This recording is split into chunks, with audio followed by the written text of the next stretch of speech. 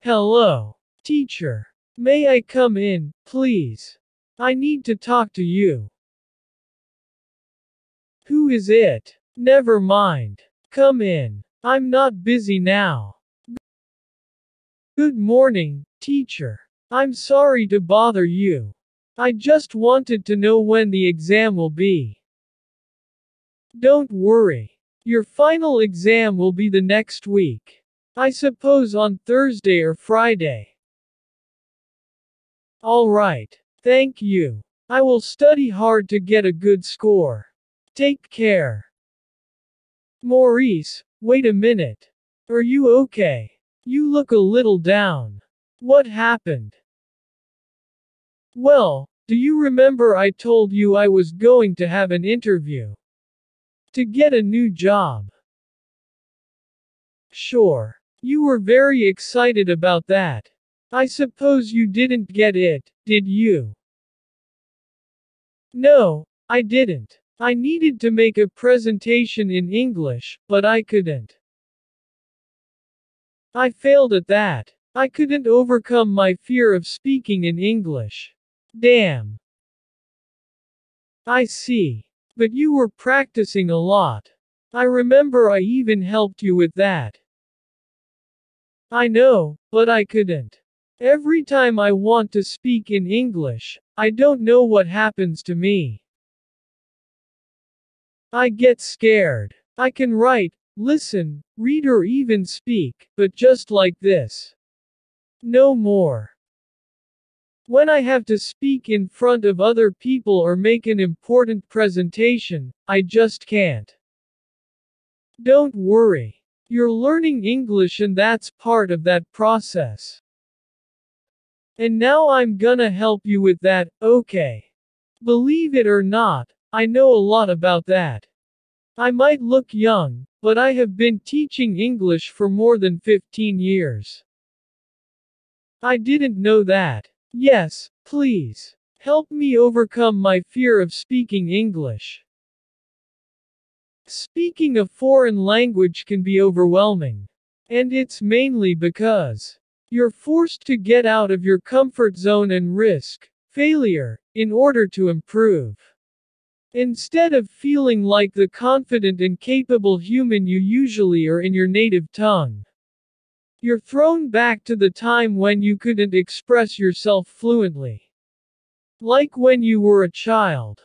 You probably feel afraid that you'll look stupid when you open your mouth to speak. I totally understand that feeling, Maurice. Now, how to overcome your fear of speaking English? I think the first thing you need to do is identify your fears. What are you really afraid of? When you can identify your fears, you can face them and learn how to deal with them effectively. For example, you can turn that negative self-talk into words of encouragement or pluck up the courage to face your fears. Are you worried that you'll feel embarrassed and forget everything? Then, you need to have a plan. Ask yourself, what will I do if that happens to me? You need to have a support or something.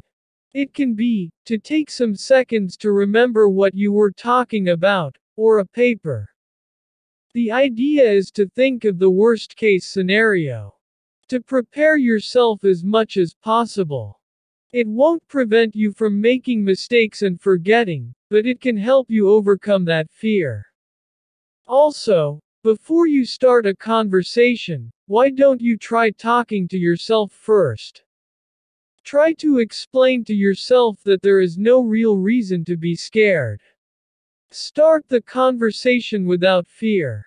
Remind yourself that fear is not rational and that it will only hold you back from your goal. I know it sounds like self-motivation, but believe it or not, it can help sometimes. And also practice privately first. This is something really helpful. Believe me. If you're scared of making mistakes when speaking English, why not practice on your own at first? Preparation and practice can help you with your confidence as well. Students don't know, but As much as you think that other people are natural talents, believe me, they surely prepare themselves and practice a lot. However, remember that it takes time, and it won't happen overnight. Invest your time and energy into practice. Over time, you will see improvement. Something that helped me a lot when I had to learn a new language was to speak to myself in front of the mirror. I asked and answered myself. I know. Haha. I know it sounds crazy, but it helps a lot. And if you have friends or relatives who speak English or who are also learning English, then ask them to practice with you. That's a great way of practicing this language. But I don't have many friends who speak English or relatives who study English. Then, why don't you try to find some friends online? Nowadays, we have internet. You can join a language learning community. There are a lot of them on internet. What better way to improve your language skills and gain peer support than by joining a friendly community? There are countless English learning communities on YouTube and Facebook. Just search and find the group that suits you best. Oh, this is something really important. Speak slowly, please. If your level of English is not advanced, why pretend that it is? Sometimes we just want to show off in front of other people and speak very fast. Just to show that we can speak English really fast, but if you do that, you'll probably make mistakes. Speak slowly. This gives you more time to think through what you want to say. It will calm your nerves and will help develop your fluency. Seriously. You'll also create a positive impression which can help you build relationships more easily. Whenever you communicate in English, make sure you smile, speak slowly and have a friendly and open expression on your face. Then, over time, you can speed up your speech. And related to that comes the fact that you need to be calm when you speak in English. When you're feeling stressed, hormones flood your body to prepare you to fight or flight. Blood gets diverted from your brain to your muscles. And as a result, you won't be able to think clearly and are more likely to forget the English you already know. Look for tried and tested methods that can help you stay calm. For example, taking deep breaths and counting to 10, positive self-talk and challenging negative thoughts. Oh, forget perfection. You need to make mistakes if you want to improve your English language skills. Making mistakes is one of the best ways of learning English. They will let you know something. They will let you know the areas you need to focus on in your English studies.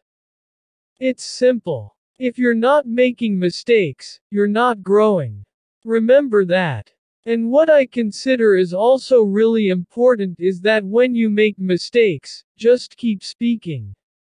Many psychologists say that one of the most effective methods for treating phobias and anxiety is expose yourself to your own fear.